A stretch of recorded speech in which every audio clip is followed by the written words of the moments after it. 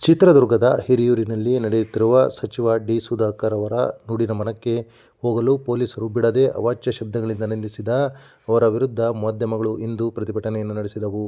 ಶನಿವಾರದಿಂದಲೂ ಮಾಧ್ಯಮಗಳಿಗೆ ಪೊಲೀಸರ ನಿರ್ಬಂಧ ತೀವ್ರವಾಗಿತ್ತು. ಆದರೆ ಇಂದು ಕೂಡ ಅದು ಮುಂದುವರೆದಿದ್ದು, ಪೊಲೀಸರು ಮತ್ತು ಮಾಧ್ಯಮಗಳ ನಡುವೆ ಮಾತಿನ ವಾಗ್ವಾದ ನಡೆಯಿತು. ಇದರ ಮಧ್ಯೆ ಕೆ. ವಿ. ಪ್ರಭಾಕರ್, ಮಾಜಿ ಸಚಿವ ಎಚ್. ಆಂಜನೇಯ, ಶಾಸಕರಾದ ರಘುಮೂರ್ತಿ ಮತ್ತು ಕೆ. ಸಿ. ವೀರೇಂದ್ರ ಪಪ್ಪಿ ಮಾಧ್ಯಮಗಳನ್ನು ಸಮಾಧಾನಪಡಿಸಿದರು. ಇದರ ನಡುವೆಯೂ ಕೂಡ ಪೊಲೀಸರ ವಿರುದ್ಧ ಪತ್ರಕರ್ತರು ವಿರೋಧಿಸಿ ಘೋಷಣೆಗಳನ್ನು ಹಾಕಿದರು.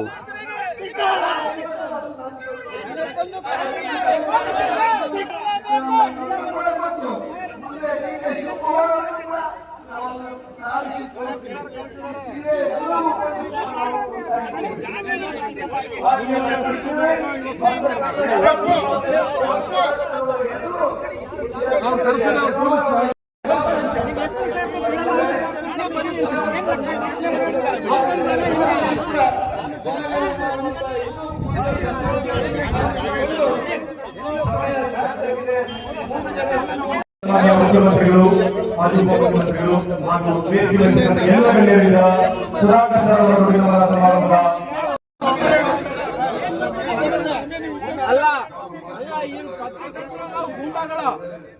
ಹಿಂದೆ ಬರ್ರಿ, ಹಿಂದೆ ಬರ್ರಿ, ಹಿಂದೆ ಬರ್ರಿ.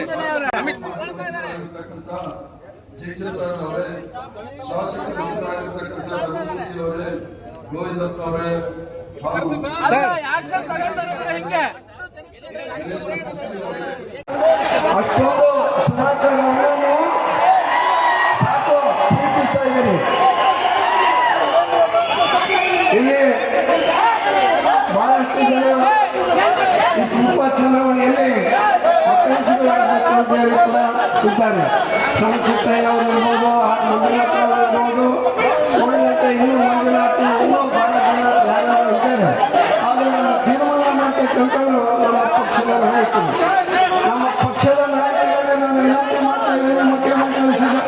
ಮುಖ್ಯಮಂತ್ರಿಗಳಾದಂಥ ಡಿ. ಕೆ. ಶಿವಕುಮಾರ್ ಅಲ್ಲಿ ಮಾತಾಡಬೇಕಂತ ಸಾಕು. ನಾನು ಮಾತು ಕೇಳ್ರಿ, ನಾನು ಇನ್ನೂ ಮಾತಾಡ್ತೀನಿ. ಈಗ ಸುಧಾಕರ್ ಅಂತಕ್ಕಂಥ ಒಬ್ಬ ವ್ಯಕ್ತಿ ಅಲ್ಪಸಂಖ್ಯಾತ ಸಮುದಾಯ ಬಾಲಿಕ ಸಮುದಾಯದ ಯೋಜನೆಗಳನ್ನ ಕರ್ಕೊಂಡು ಹಣ ಹಾಕಿ ಜಿಲ್ಲಾ ಪಂಚಾಯತಿ ಸದಸ್ಯರಾಗಿ ಮಾಡ್ತಾರೆ. ಅವರು ಮಾಡ್ತಾರೆ, ಮಾಡ್ತಾರೆ.